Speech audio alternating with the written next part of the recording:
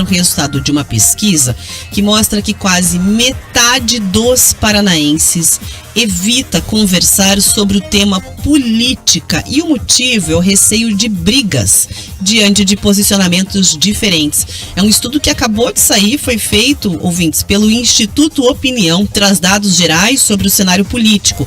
O que mostram esses números? Os números indicam que 46% dos eleitores paranaenses, em algum momento das suas vidas, deixaram de falar sobre política ou com amigos ou com parentes para evitar problemas. Outros 52% disseram não ter tido esse problema e 2% preferiram não responder. A pesquisa tem ainda um outro dado que aponta que 16% dos eleitores dizem ter sofrido alguma ameaça física ou verbal em relação às suas posições políticas. O sociólogo Arilton Freires, diretor do Instituto Opinião, diz que em alguns momentos a polarização está deixando de ser saudável aqui no Paraná. Vamos ouvir. Em alguns momentos a polarização está deixando de ser saudável. Não é um debate de ideias e de posições contrárias. Muitas vezes começa a ser uma postura quase de torcida organizada. Sabe aquele negócio, eu estou aqui do meu lado e o outro, eu penso muito diferente do outro. Não é uma divergência no campo da política, é um antagonismo, é a negação do outro, entendeu? Eu acho que isso meio que expressa esses 50%. Não é que essas pessoas não falam, essas pessoas ficam inseguras de falar e o outro, por ter uma posição tão radicalizada, arrebatar de uma forma que a amizade acabe, né? Isso é muito triste, mas é uma realidade que talvez com o futuro, com o tempo, as pessoas vão aprender a discutir política sem tanta paixão, né? E entendendo que cada um pode pensar de um jeito diferente. Acho que debater política, ela tem que ser algo natural. As pessoas pensam diferente, mas discutem os seus pontos de vista e respeitam um do outro. Esse é o esforço que a gente deve sempre tentar ter, né, numa sociedade democrática. Apesar do cenário polarizado, então, esse mesmo estudo indica que 81% dos entrevistados acreditam que a democracia é a melhor forma de governo para o Brasil. Só 3% disseram preferir uma ditadura do que um regime democrático. E aí, mais uma vez, o especialista do Instituto Opinião diz que o Brasil é uma democracia recente e ainda há muito para se avançar no campo da discussão e do debate político. A gente veio de uma ditadura muito recente. Se pensar que a redemocratização nossa do país aconteceu no final dos anos 80, a primeira eleição de presidente foi a de 89, então é tudo muito, muito novo, né? Os mais velhos, inclusive, por muito tempo não votaram para presidente, então é tudo muito recente. E aí, ao mesmo tempo, as pessoas têm outras referências de como é discutir política. Eu falei aqui de torcida de futebol, de briga por outra, acaba brigando na política por uma paixão individual ao líder político, e não necessário a um projeto de país, um projeto de Estado, um projeto de município, e deixa o debate de ideias de lado e vira um debate personalizado, nesse ou naquele político. Agora, isso é um processo educativo. Hoje em dia a gente está discutindo política, as pessoas vão aprender isso com o passar dos anos. Não tem outra forma. É o exercício diário da democracia que vai fazer a gente esperar isso. Bom, o estudo ainda aponta que 76% dos eleitores paranaenses dizem confiar muito no sistema de votação de urnas eletrônicas.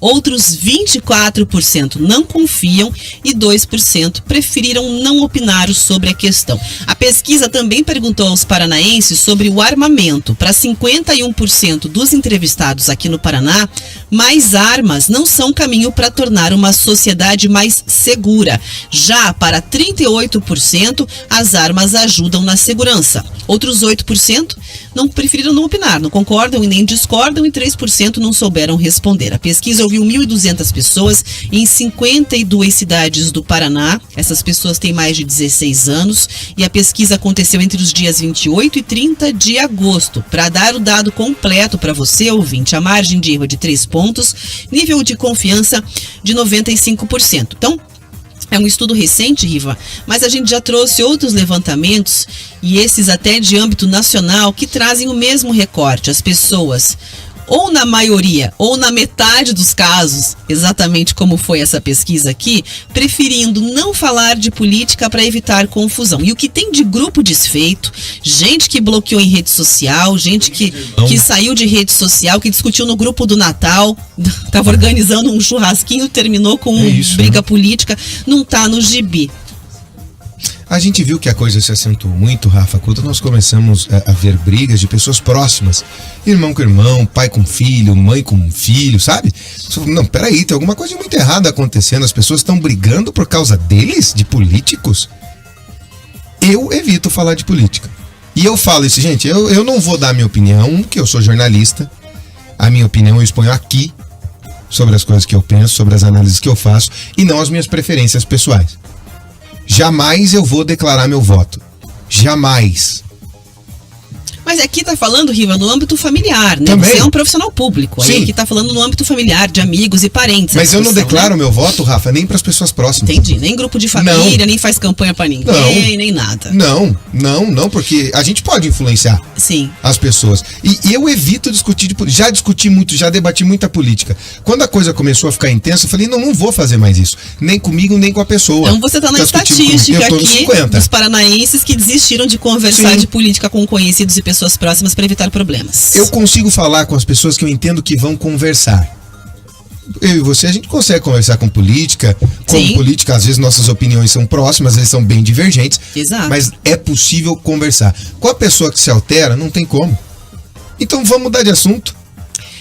Porque a pessoa, na verdade, qual que é a dificuldade, né?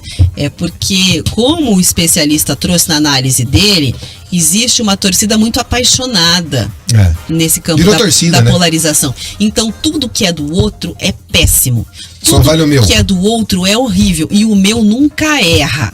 Esse que eu acho que é o X da questão, né? O seu projeto, ou enfim, a sua visão política, ela não se torna desvalidada porque você reconheceu que há algo a melhorar no seu candidato. Exatamente. Aliás, ao contrário, vai ajudar até você a pressionar que ele melhore as propostas dele. Mas se você passa o pano e tudo que ele faz, para um lado, para o outro, não existem erros, não tem autocrítica, não existe... É fanatismo.